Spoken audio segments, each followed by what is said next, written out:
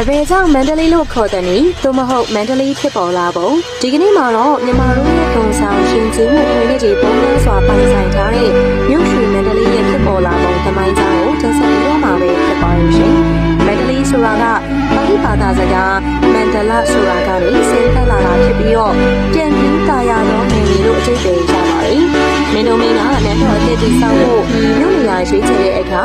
စီမင်းနဲ့ဒီလိုညညာပြန်ပြီးတဲ့နေရာကိုရွေးချယ်ခဲ့ပြီးမန္တလေးမြို့ကိုတည်ဆောက်ခဲ့တာဖြစ်ပါတယ်။တခြားအဆိုတစ်ခုကတော့မန္တလေးဆိုတာကမန္တလေးတောင်ကိုအစိုးပြုပြီးတော့ခေါ်ဝေါ်တယ်လို့လည်းအဆိုရှိကြပြန်ပါတယ်။ဒီချိန်ကမင်းကြီးဖြစ်ခဲ့တဲ့မန္တလေးမြို့ကအခုချိန်မှာတော့မြန်မာနိုင်ငံရဲ့အထင်ကရမြို့တော်အဖြစ်ကိုဂုဏ်ဝင်ချွားစွာတရှိလို့နေပါတယ်။ထူးခြားတာတခုပြောရမယ်ဆိုရင်ရွှေမြို့တော်ကြီးလို့တင်စားခေါ်ဝေါ်လိုက်ရင်အားလုံးကမန္တလေးမြို့ကိုပဲသိမြင်ကြတာဖြစ်ပါတယ်။ကျတို့ရဲ့မန္တလေးမြို့ကိုရွှေမန္တလေးသို့မဟုတ်မန္တလေးရွှေမြို့တော်ကြီးလို့လည်းခေါ်တယ်လို့မန္တလာမျိုးလို့လည်းဖွဲ့ဆိုနေကြပါသေးတယ်။ဒီကမ္ဘာလုံးကအတိအမှတ်ပြုရတဲ့မန္တလေးမြို့ရဲ့ဂုဏ်ယူဆရာတွေကဦးပိန်တရားကကမ္ဘာအရှိဆုံးသစ်သားတရားဖြစ်ပါတယ်။မဟာလောကမာရစိန်ပွဲကြီးကုလိုဘုရားက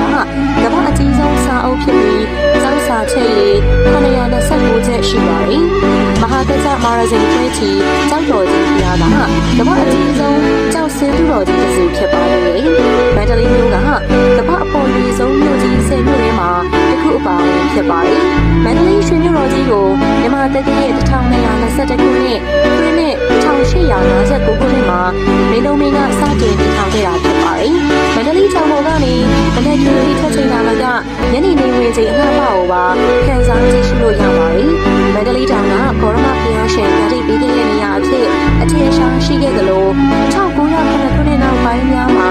ရသေးကြီးဦးခရီးရဲ့ဦးဆောင်ပြုပြင်